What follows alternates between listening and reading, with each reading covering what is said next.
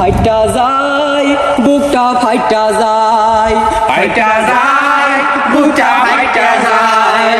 আপাই যখন অ্যারেস্ট হইয়া হাতের মধ্যে হ্যান্ডকাপ পইরা, আরে আপাই যখন অ্যারেস্ট হইয়া হাতের মধ্যে হ্যান্ডকাপ পইরা পুলিশের সাথে হাইটা যায়, ফাইটা যায়, বুকটা ফাইটা যায়। হাই হাই ফাইটা যায়, বুকটা ফাইটা যায়।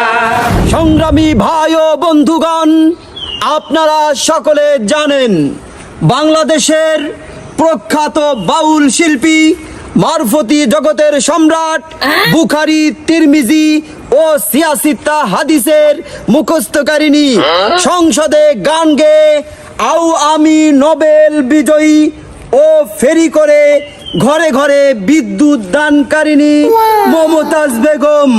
মমতাজ বেগমের নিঃশর্ত মুক্তি দাবিতে বিক্ষোভ সমাবেশে আজকে সভাপতি হিসেবে উপস্থিত আছেন অলিকুল শিরোমণি, বাউল জগতের আধ্যাত্মিক রাহবার খান বাবা মুজাদ্দেদি কুছে কাতুকুতু। সমাবেশে প্রধান অতিথি হিসেবে উপস্থিত আছেন প্রখ্যাত বাউল শিল্পী, চুন্নিয়তের গর্ব, পীর মুটকি গিলাসউদ্দিন জাহেলি। সংগ্রামী ভাইরা, এ পর্যায়ে বক্তব্য নিয়ে আসছেন আমাদের সকলের প্রিয় প্রখ্যাত বাউল শিল্পী লাল সালু বাবা। জয় বাবার জয়। বক্তব্য যেন 1 মিনিটেই শেষ হয়। কি আর বলবো, দুঃখের কথা, সে কথা বলতে গেলে মনে লাগে ব্যথা। আপনারা সকলে জানেন গতকাল আমার গুরুমাতা খেয়েছে কট, এই জন্য আমার বুকের ভিতরে করতেছে ছটফট।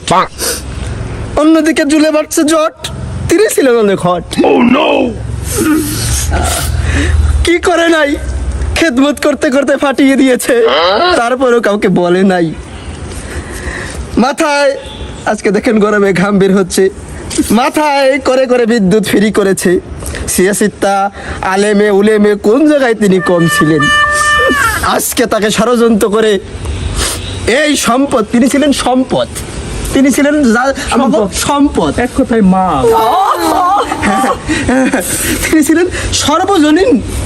তিনি কোনো ব্যক্তির হয় না, নির্দিষ্ট দলের হলে তিনি সবার। মোড়ে মোড়ে আগানে বাগানে কোথায় তার খ্যাপ ছিল না। আজকে তিনি যদি ফিরে না আসে কি হবে এই জাতির, আমি সেটা ভেবেই আজকে ইস্তেফা দিব আমি। যাই হোক, আমি তার মুক্তির দাবি জানাই। বক্তব্য 1 মিনিটের বেশি লম্বা করা যাবে না। ধন্যবাদ। অত্যন্ত ধন্যবাদ আমাদের লাল সালু বাবাকে। এখন আমাদের সামনে বক্তব্য নিয়ে আসছেন আজকের বিক্ষোভ সমাবেশের প্রধান অতিথি, প্রখ্যাত বাউল শিল্পী, চুন্নিয়তের গর্ব, পীর মুটকি গিলাসউদ্দিন জাহেলি। আজ বাংলার আকাশে দুর্যোগের ঘন ঘটাও, কে দেবে আমাকে আশ্বাস, কে দেবে বিশ্বাস, কে দেবে আশা, কে দেবে হতাশা? ঠিক ঠিক। সংগ্রামী ভাই বন্ধুগণ, আজকে অনেক দুঃখের সাথে জানাচ্ছি আমাদের সকলের প্রিয় বাউল শিল্পী, আমাদের গুরুমাতা, আমাদের সকলের প্রিয় গুরুমাতা, গত রাত্রে তিনি কট খেয়ে তিনি পুলিশের হাতে গ্রেপ্তার হয়েছে। আমরা আজকে তীব্র নিন্দা প্রতিবাদ জানাই। আজকে তীব্র কণ্ঠে বলতে চাই, আমাদের গুরুমাতাকে গ্রেপ্তার করা হয়েছে, তাকে জেলখানায় নিয়েছে, খবর পেয়েছি তাকে নাকি ডিম থেরাপিও দেওয়া হয়েছে। আজকে আমরা এখানে কেন দাঁড়িয়েছি আমরা জানি। তোরা জানিস তো, তোরাই কনে। আপনি মুরব্বী না? সংগ্রামী ভাই বন্ধুগণ, আপনারা বলবেন গিলাসউদ্দিন আল জাহেলি এখানে কেন প্রতিবাদের জন্য এসেছে?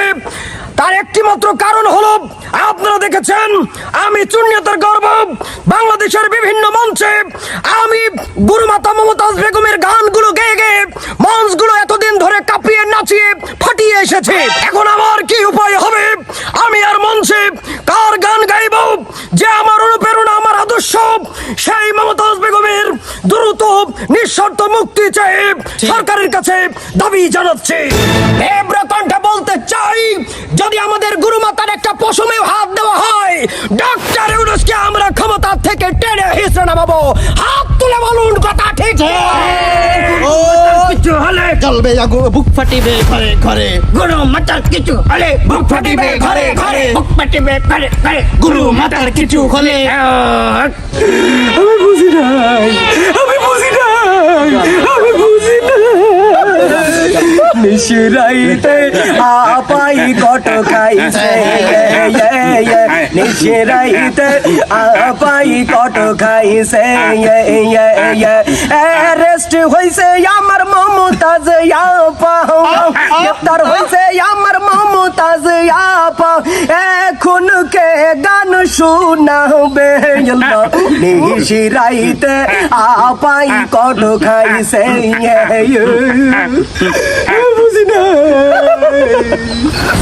সংগ্রামী ভাই ও বন্ধুগণ, আজকের সমাবেশের এখন বক্তব্য রাখবেন সম্মানিত সভাপতি জনাব অলিকুলের শিরোমণি বাউল জগতের আধ্যাত্মিক রাহবার খান বাবা মুজাদ্দেদি পুছে আহ উহ কাতুকুতু।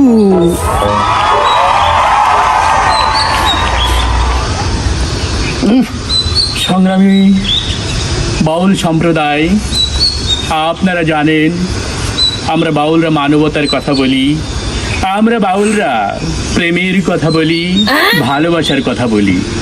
আমরা যারা বাউল আছি, আমরা সাম্প্রদায়িক ভেদাভেদের কথা বলি না, আমরা সাম্প্রদায়িক সম্প্রীতির কথা বলি। আমাদের কাছে একটাই ধর্ম, তা হলো মানব ধর্ম। মানুষে মানুষে ভালোবাসা সৃষ্টি করা, মানুষে মানুষে প্রেম উজাড় করে দেয়া, এই তথ্য সেই মেসেজই আমরা সবসময় প্রদান করে থাকি। আমাদের বাউল মাতা, আমাদের সকলের প্রিয় হৃদয়ের মণিকোঠা মমতা জাপা, তিনিও সারা জীবন প্রেম ভালোবাসার কথা বলে গিয়েছেন, তাই না গো? ঠিক।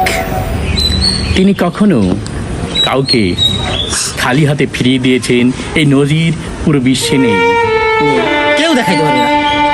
বড় পরিতাপের বিষয়।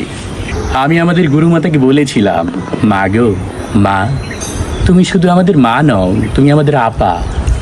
তুমি এসেছো সেবা করতে, সেবা দিয়ে যাও, তোমার রাজনীতি করার কোনো দরকার নেই।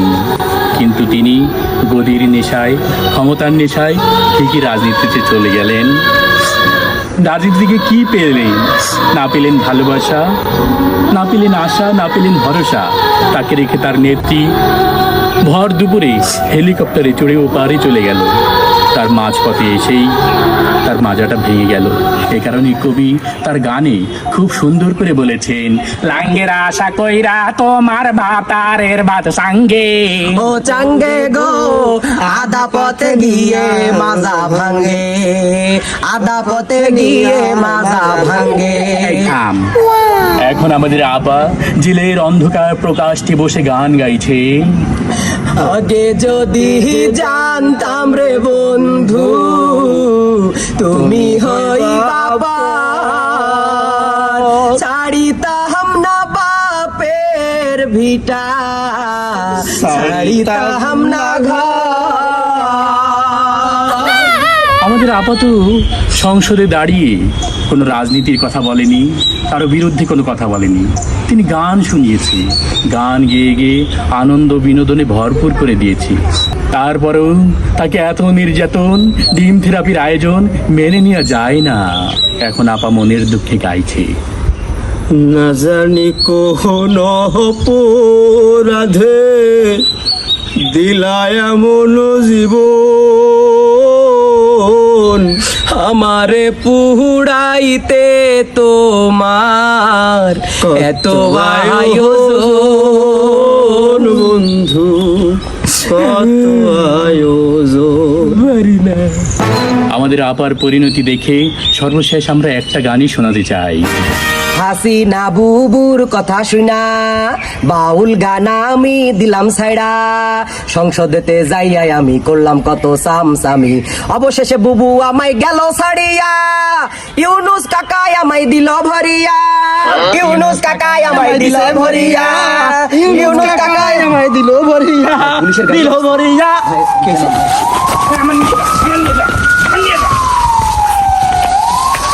একটা ভুলের কারণে গোষ্ঠী মাইরা দিছে তোমার জনগণে।